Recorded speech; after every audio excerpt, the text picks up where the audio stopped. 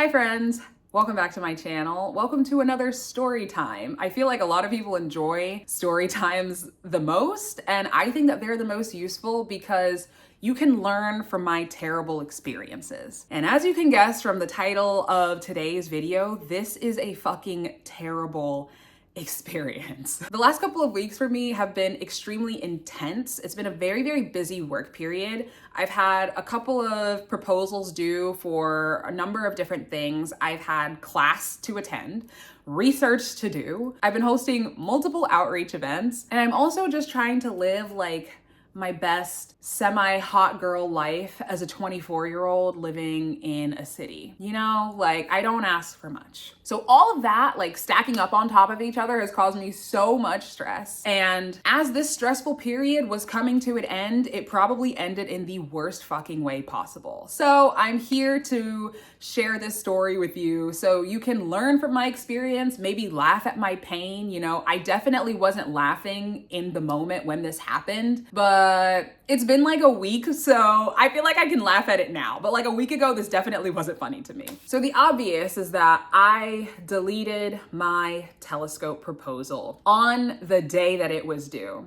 Some of you are probably asking like, okay, you're a theorist. Why are you even submitting a telescope proposal in the first place? Yes, I am a theorist. I am a theorist that has been trying to dive into the intersection of theory and observations, because within this intersection, my friends, I feel like the most interesting science can blossom from this intersection. Theory and observation, they complement each other in more ways than one. They can't live without one another, okay? You need observations to test theory. Yeah. But then again, sometimes we don't always have the best observations, so we need theory. And when these two mesh together, very beautiful things happen. The only thing is that in astronomy, you're either a theorist or you're an observer. Usually people are never both. So I figured, why not do both? I feel like this might be fun. Plus, when I took an observing class when I was in undergrad, I absolutely hated it. I never really gave it a fair shot. So one of the faculty in my department reached out to me and asked if I wanted to do a project with her. And I said, sure, let me give this a go. And I've been doing research with her for about a year now, and she asked me if I'd be interested in writing a proposal for a radio telescope called ALMA. ALMA standing for Atacama Large Millimeter Array. This is a radio telescope that's located in the northernmost part of Chile. Now, ALMA is a wonderful tool, probably the most powerful ground-based tool that we have for studying cosmic light within the early universe. So the light that we receive from the most distant galaxies, that light has been stretched as it's been traveling for millions and millions of years to reach us. So these light waves that we see are actually best visible in the radio as well as the mid and far infrared. And for my project specifically, I am observing galaxies in probably some of the most earliest points in the universe. So for those who are familiar with astronomy, galaxies at redshift 5 or 6, so just after the epoch of reionization when galaxies first start to form. And these galaxies are heavily obscured by dust. And dust is a great tracer that we use for molecular gas. And in my observing project, I'm actually using dust as a proxy to trace molecular gas. So all of the galaxies that I want to target are super old and super far away, very, very large and very, very dusty. So ALMA is a great tool to use to study this. That is why I submitted this proposal in the first place. Now, there are a lot of things that go into writing a proposal. You have to do a lot of research on archival studies that have already been done with the telescope or whatever tool it is that you're using. You need to know what is like hot and popping in that field of research. So that way you're not proposing to do a very similar study to someone else, because the committee that's reading the proposal might look at yours and be like, well, actually, did you know that this was a study that was recently done by Oge in 2023? Not really, but like you get it. So I've done tons and tons of reading on the archive, which is a database where scientists will submit their publications for everyone else to read. I learned so much about instrumentation sensitivity, I learned so much about different like configurations because the ALMA telescope is composed of 60 of these giant like satellite dishes, and they move in different configurations. So that way you can get the most optimal resolution of your distant galaxy as possible. I learned all about configurations. I learned all about like pixel sizes just so I could write down specifics. I want this resolution. I want this configuration. We should be able to resolve this kind of pixel size when our data is given to us through the pipeline. Like, you also have to think about, like, is your object that you're viewing going to be visible in the southern hemisphere night sky at whatever day and time? Because, you know, Earth is moving around the sun and then she's also rotating, right? So not every object is going to be visible year round. You also have to target like different emission lines that you're looking for within whatever band you're looking at, whether that's going to be the mid-infrared, far infrared.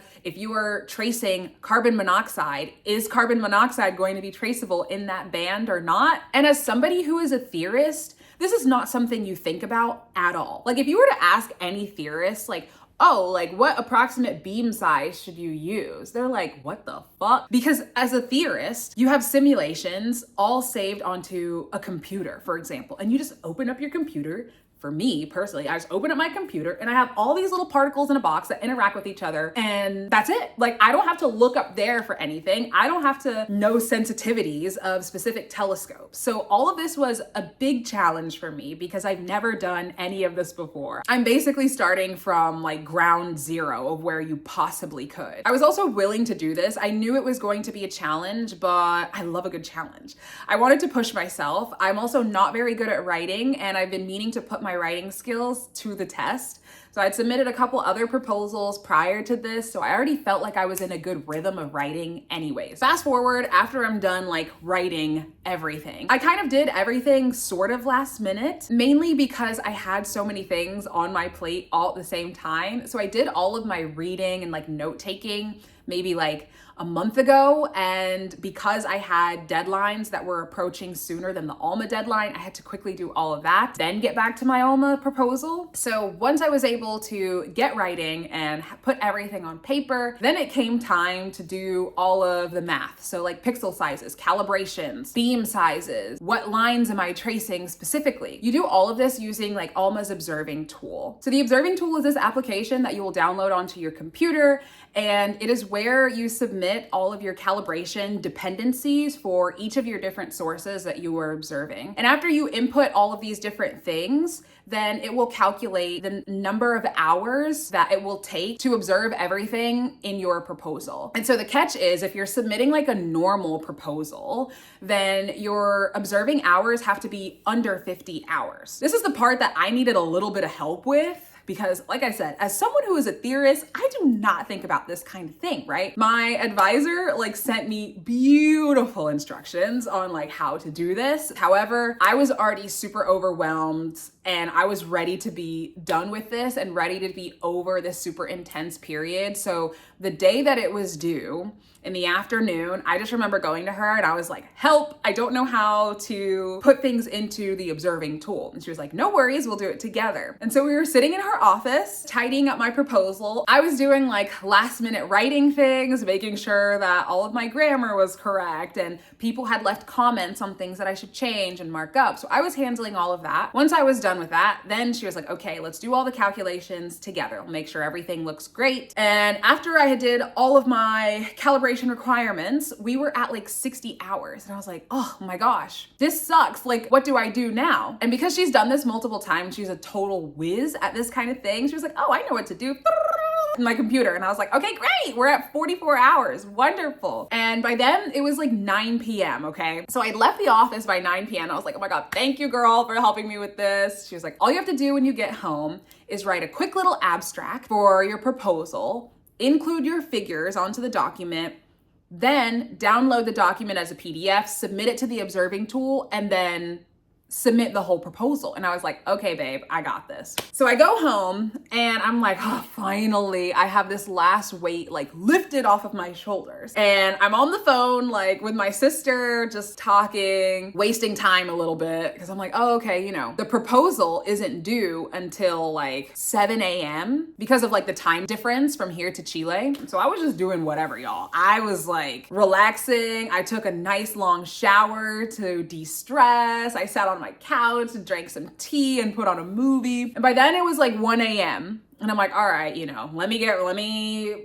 write a quick abstract of like 200 words, put in my figures, and then go. I do all of that. And even on the observing tool, there's like a checklist of like, okay, you've done this, you've done this, you've done this, you've done this. And once all the check boxes are hit, then they're like, okay, you're good to submit. All my check boxes said I was good to submit. And I was like, thank you, God, I'm done. And then I'm like, okay, how do I submit? I don't see a submit button anywhere on this observing tool. And I'm like, I don't know how to submit. Like, what should I do? I'm like scrolling through. I like minimize the window, maximize the window to see if I'm missing something. I don't know what to do. And the only thing that I see that looks like a submit button is this green button. So I'm like, okay, maybe this is the submit button and it's just like not super obvious. So I hit the submit button. Keep in mind, by now it's like, I don't know, maybe 2 a.m. So I hit the submit button, what I think is the submit button.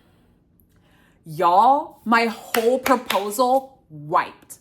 Gone, clean, blank. There was not a single pop-up of like, are you sure you want to do this? Would you like to save this proposal before you start over? Nothing. I sit here today now knowing that that green button is the start over button. Why it wasn't very obvious on the observing tool, I have no idea, but ALMA needs to explain. I'm trying not to panic and I'm like, no way it's gone. No way it's gone. No, it's gone. Maybe I just need to hit like a back button or something. Let me go to where it says open proposal because perhaps it's there. Nothing. And then after like 15 minutes of just sitting there, like trying to figure out what happened to my proposal, it has fully sunk in. Bitch, that proposal is gone.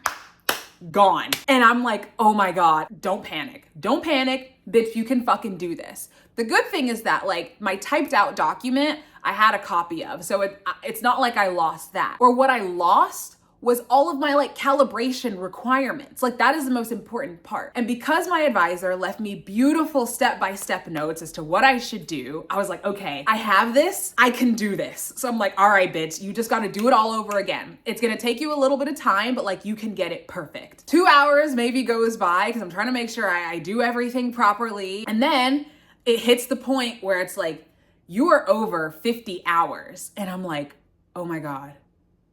I don't remember how my advisor got this below 50 hours. And then that's when I start really panicking because I'm like, it is 4 a.m. This proposal is due at 7. Like, what the fuck do I do now? Listen, yo, I am not a big ChatGPT girl. I try not to rely on AI a lot because I like to keep my brain sharp. I am positive that I am smarter than ChatGPT when it comes to a lot of the things I do. However, me and ChatGPT were like this, y'all. I was like, please help me. This is my dilemma. What do I do? What do I do? And all ChatGPT could tell me was like, you should just observe less sources. And I'm like, chat, I only have 3 fucking sources, babe. I cannot just all of a sudden observe 2 or 1. Like, what the fuck? And I was even telling chat, my advisor was able to make this work. So babe, help me. I was telling chat what I was seeing in this fucking observing tool. Like I was stimulating that bot's brain. Chat was working, but still ultimately it couldn't tell me what I needed to do. I was messing around with everything. Well, maybe if I change my beam size to this, then that'll affect the hours. I was doing a whole lot. I was changing a bunch of different numbers and still the observed time was not going down at all. And at this point, I'm just like panicking. Did I really sacrifice everything? My mental, my emotional health, like my well-being. I put off research. I put off classwork. I'm so behind on class, y'all. It is not even fucking funny. To my professors, if you're watching this, I am so sorry. Everything that I had to give, I put into this proposal. And so for it to end and all fall apart like this, it was so fucking devastating. I was crashing out hard. I just remember sitting on my laptop and I'm like, okay, well maybe somebody from the East Coast, if I wait up long enough, will be awake and also doing last minute edits to their ALMA proposal. But bitch, by this point, I'm like crying. I don't know what to do. I don't know what to do. Someone help me. And bitch, I'm talking to no one but my stuffed animal. And because I'm not like a quitter, I'm like, just try to do something. Like, the deadline is coming up. Just try. Just look at it. You can do it. You can. I'm trying to motivate myself and it's not fucking working. I'm like, someone's gonna help you. Just wait a couple more hours. Even though I was so fucking tired. I had not been sleeping at all that whole week, even the week prior. So I was tired. Because I was crying so much, I just like panicked myself to sleep and I missed the deadline. And the worst part is, the people on the East Coast that I had contacted, they literally responded like maybe 30 minutes after I fell asleep. It was brutal. Like, oh God. Somehow I woke up at like 9 a.m. and I'm like, damn, I have group meeting in an hour with my theory group. And like, they know how hard I'd been working on it. I was like, okay, I gotta get up and like go take a shower and like get ready for the day. But I'm just like breaking like mentally. And I just remember going to walk to the bathroom to take a shower and I just drop on the floor and start bawling my eyes out again. I think I was more upset at the fact that I sacrificed so much to get this done. And I don't even have the opportunity to be considered for the proposal. You know what I mean? Like, do I really care all that much about having an accepted proposal? No, not really, because the ALMA telescope is very competitive. I think the percent chance of getting a successful proposal is like 6%. So realistically, I wasn't going to get accepted, most likely. However, but there's still like that 6% chance, right? You know, in the back of your head, you're thinking, oh, you know, but there's hope. Maybe I will get it. But because I didn't submit it at all, I know for a fact it's a no. Anyways, but I was like, let me get my ass to campus. And I was like, whatever you do, bitch, just don't fucking cry. The first person that I saw in the office was like, how are you? And it took everything in me not to cry. I was like, oh, I'm good. I'm late for group meeting. And I was really late for group meeting. I showed up like maybe 10 minutes before meeting was over. And everybody was like, and there she is. She submitted her ALMA proposal. Yeah. I just remember sitting down like,